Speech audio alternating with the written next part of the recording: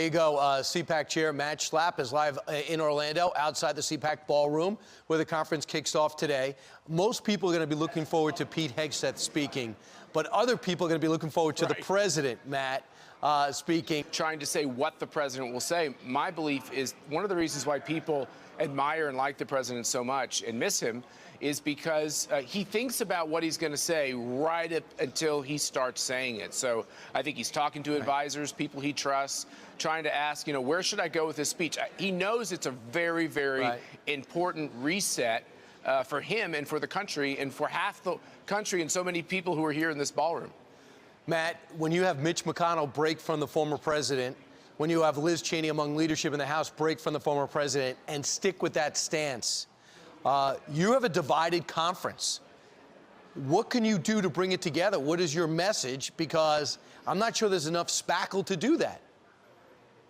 Well, I would say that CPAC has played this role, which I wouldn't have predicted, where when Donald Trump was coming down the escalator and basically into the we're going to listen to the guy and work with the guy. And that turned into him getting the nomination and him being this great conservative president. I think one of the reasons he was a great conservative president is because people like us didn't just immediately go on the attack like so many establishment Republicans did.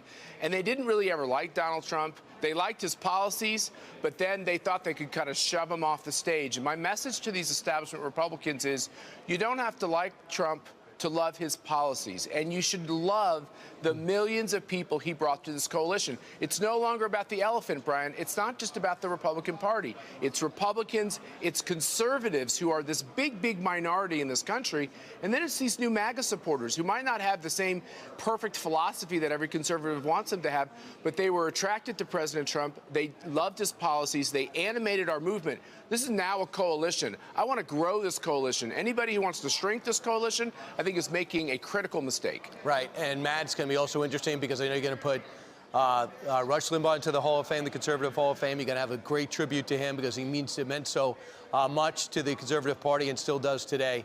So everyone look forward to that speech, but there's a lot of great speakers there, too.